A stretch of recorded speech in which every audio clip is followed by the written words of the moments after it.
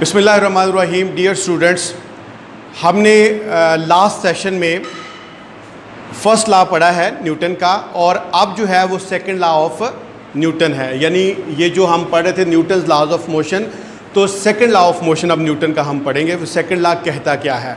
सबसे पहले हम इसकी डेफिनेशन को देखेंगे कि सेकंड लॉ की डेफिनेशन क्या कहती है। कुछ चीज़ें बहुत ज़रूरी हैं, मैंने उनको हाईलाइट भी किया हुआ है। When a net force acts on a body, कोई भी बॉडी के ऊपर, कोई भी बॉडी के, ये भी एक बॉडी है, मैं यूँ इसको फोर्स लगा रहा हूँ, 1 न्यूटन की है, 2 की है, 3 की है, जितनी भी है, कोई भी बॉडी, ये बॉडी है, दरवाज़ा, कोई भी बॉडी, उस पर कहता है जब एक फोर्स अप्लाई होती है, एक ताकत अप्लाई होती है, तो क्या होता है? जब एक बॉडी पर एक फोर्स लगाई जाती है तो क्या होता है, वही बता रहा है। It produces acceleration in the body of, in the direction of the net force. तो क्या होता है कि जिस साइड से हम लगाते हैं फोर्स, उसी डायरेक्शन में क्या पैदा होता है? एक्सेलरेशन पैदा होता है। एक्सेलरेशन क्या होता है? Very good, rate of change of velocity या rate of change in velocity, ठीक है। तो वो एक्सेलरेशन होता है। तो जब हम फोर्स लगाते हैं तो उसी डायरेक्शन में क्या पैदा होता है? एक्सेलरेशन पैदा होता है, ठीक है। दो बातें होगी। पहली, जब किसी बॉडी पर एक कोई भी फोर्स लगाई जाती है, ठीक है। दूसरी बात हमने क्या पढ़ी? तो होता क्या है जब फोर्स लगती है, उस बॉडी के अंदर एक एक्सेलरेशन पैदा होता है। समझ आ रही बात की? जिसकी डायरेक्शन किस तरफ होती है? फोर्स की तरफ होती है। दो बातें होगी। तीसरी बात, the magnitude of this acceleration, ये जो एक्सेलरेशन पैदा हुआ था उसकी मैग्नीट्यूड, मैग्नीट्यूड का क्या मतलब है? मिकदार, क्वांटिटी।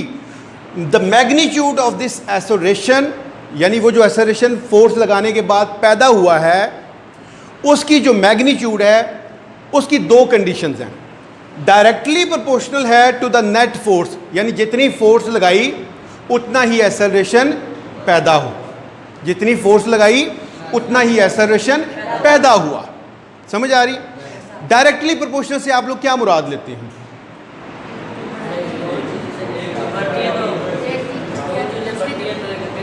हाँ, वेरी गुड। दो चीज़ों के बीच डायरेक्टली प्रोपोर्शनल का मतलब यह है कि दोनों या बढ़ेगी या कम होगी। यानी एक अगर बढ़ेगी तो दूसरी भी बढ़ेगी, एक अगर कम होगी तो दूसरी भी कम होगी। ये डायरेक्टली प्रोपोर्शनल है। तो क्या है? ये जो magnitude of this acceleration is directly proportional to the net force, जो फोर्स हमने लगाई थी, acting on the body, and inversely proportional, inversely का मतलब होता है उलट, inversely proportional to its mass. Inversely proportional का मतलब क्या है? मतलब हम यहां पे क्या लेंगे? एक बढ़ेगी तो दूसरी कम होगी। समझ आ रही? अब दोबारा से देखिएगा। When a net force acts on a body, it produces acceleration in the body in the direction of the net force. The magnitude of this acceleration is directly proportional to the net force acting on the body and inversely proportional to its mass. अब हम यहाँ से कुछ mathematical चीज़ें लिखते हैं। For example, पहली बात उसने कही कि जब फोर्स लगी तो एक्सेलरेशन पैदा हुआ, और उसने कहा कि फोर्स की डायरेक्शन में ही एक्सेलरेशन पैदा हुआ, और फोर्स और एक्सेलरेशन आपस में क्या है? डायरेक्टली प्रोपोर्शनल है। क्या है? तो मैं लिख सकता हूं कि एक्सेलरेशन जो है, ए से लिखते हैं ना, डायरेक्टली प्रोपोर्शनल है किसके? फोर्स के। यानी वो जो फोर्स लगाई, एक्सेलरेशन पैदा हुआ, तो वो एक्सेलरेशन की डायरेक्शन क्या थी? फोर्स की तरफ थी। साथ ही ये बता दिया कि the magnitude of this acceleration is directly proportional to the net force, ठीक है। और दूसरी बात उसने क्या कही कि यही एक्सेलरेशन जो है वो इनवर्सली प्रोपोर्शनल है किसके? मैस को हम किस पे शो करते हैं? सिंबल क्या है? m है ना, तो हम उसको लिखेंगे 1/m। याद रखें कि इन्वर्सली के लिए हम 1/m इस्तेमाल, यानी 1 इस्तेमाल करते हैं। ऊपर 1 के नीचे कोई ना कोई चीज़ लिखते हैं जो भी, जिसके भी इन्वर्सली प्रोपोर्शनल है। डायरेक्टली प्रोपोर्शनल है किसके? फोर्स के। यहाँ पे देखें, the magnitude of this acceleration directly, ये देखें डायरेक्टली का symbol, proportional to the net force, and inversely proportional to the mass. यही चीज़ अब क्या है, मास के इन्वर्सली प्रोपोर्शनल है। ठीक है, ये इसको हम इक्वेशन 1 कर लें, इक्वेशन 2 कर लें, दोनों को अब अगर इकट्ठा करें तो क्या होगा, ये एक्सेलरेशन ठीक हो गया, ऐसे लिख लेंगे, ये सिंबल भी सेम आ जाएगा। अब ये और ये इनको इकट्ठा करना है तो ये हम क्या करेंगे, ये आ जाएगा F/m, ऐसे ही है। अगर मैं फोर्स को इधर ही रहने दूं तो मास को यहाँ पे डिवाइड हो रहा है, इधर जाके मल्टीप्लाई हो जाएगा। तो ये इस तरह से भी हो सकता है AM, अगर हम इसको सीधा करके लिखें, ज़रा ऑर्डर से लिखें, तो F डायरेक्टली प्रोपोर्शनल है AM या MA, ऐसे भी हो सकता है। अब ये डायरेक्टली प्रोपोर्शनल का साइन हमने ख़त्म करना है तो उसके लिए हमें किसी ना किसी कांस्टेंट की ज़रूरत होती है। याद रखें, इन जो भी ये साइन होगा, साइन ऑफ प्रोपोर्शनैलिटी, इसको क्या बोलते हैं, साइन ऑफ प्रोपोर्शनैलिटी। ये ख़त्म करना है तो हमें किसी ना किसी कांस्टेंट का सहारा लेना होता है। तो हम क्या करेंगे, force is equal to KMA। अब ये जो K है यहाँ पे, ये हमारे पास क्या है, कांस्टेंट है, और K की जो वैल्यू है वो है 1। तो मैं यहां पे 1 लिखूंगा, उससे कोई फर्क पड़ेगा 1 लिखूं या ना लिखूं, तो K खत्म हो जाएगा, K की जगह पे 1 है, 1 हम नॉर्मली नहीं लिखते। तो इक्वेशन हमारे पास क्या आ गई, F इज इक्वल टू, ये न्यूटन का सेकंड लॉ की, जो सेकंड लॉ जब हम पढ़ते हैं तो ये हमारे पास इक्वेशन आती है, force is equal to MA। M क्या है, मास, A क्या है, एक्सेलरेशन, F क्या है, फोर्स। ठीक है, अच्छा, अब इसी फोर्स का यूनिट क्या है, वो है न्यूटन। क्या है यूनिट, न्यूटन है। और न्यूटन की भी डेफिनेशन है, और पेपर पॉइंट ऑफ व्यू से न्यूटन की डेफिनेशन आ जाती है।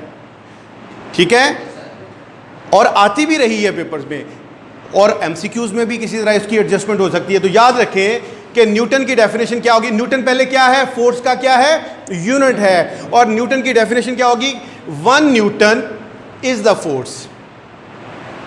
न्यूटन किसका यूनिट है, फोर्स का है ना।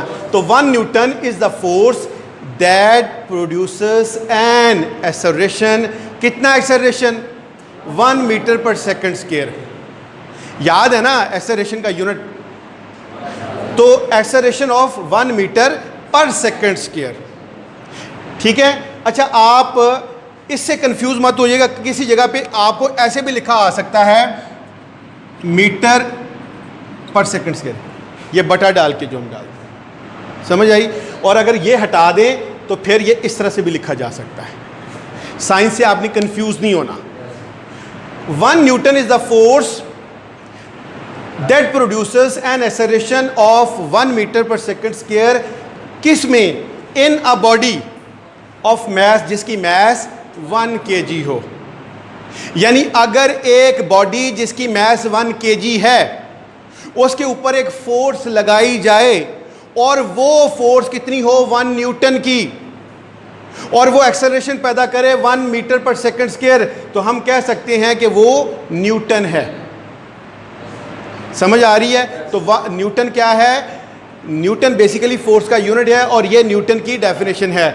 और ये चीज़ आपने ज़रूरी तौर पर याद रखनी है कि 1 newton is equal to 1 kg metre per second square. ये वेरी वेरी इंपॉर्टेंट, आपके एमसीक्यूज में भी आ सकती है, और अगर न्यूमेरिकल कोई है तो उसके अंदर वैल्यूज़ जब पुट करेंगे तो आपके जहन में होना चाहिए कि 1 newton is equal to 1 kg into metre per second square. समझ आ रही बात की। ये हमने सेकंड लॉ ऑफ मोशन पढ़ा है। सेकंड लॉ ऑफ मोशन के अंदर मैं थोड़ा सा बता दूं, सबसे पहले आपने डेफिनेशन को कैप्चर करना है, डेफिनेशन के बाद आपने ये मैथमेटिकल इक्वेशन निकालनी है, उसके बाद फोर्स का जो यूनिट है उसको आपने डिस्क्राइब करना है या एक्सप्लेन करना है। तो ये 3 से 4 चीज़ें हैं, आप लिखेंगे। अगर शार्ट क्वेश्चन आंसर भी आ जाता है तो आपका क्वेश्चन बड़े बेहतरीन तरीके से आप पूरे के पूरे मार्क्स जो है वो ले सकती हैं। ठीक है जी। नेक्स्ट सेशन जो है उसमें हम थर्ड लॉ ऑफ मोशन पढ़ेंगे। न्यूटन का जो थर्ड लॉ ऑफ मोशन है वो इससे ज़्यादा आसान है, लेकिन ये भी मुश्किल नहीं है। न्यूमेरिकल पॉइंट ऑफ व्यू से या पेपर की अगर इंपॉर्टेंस को देखा जाए तो ये हम मुझे ज़्यादा इंपॉर्टेंट दिखाई देता है, ऑल्दो के बाकी भी हैं, लेकिन पेपर की जो मैं सेंस को देखता हूँ या स्पिरिट को देखता हूँ तो मुझे ये ज़्यादा अट्रैक्ट करता है।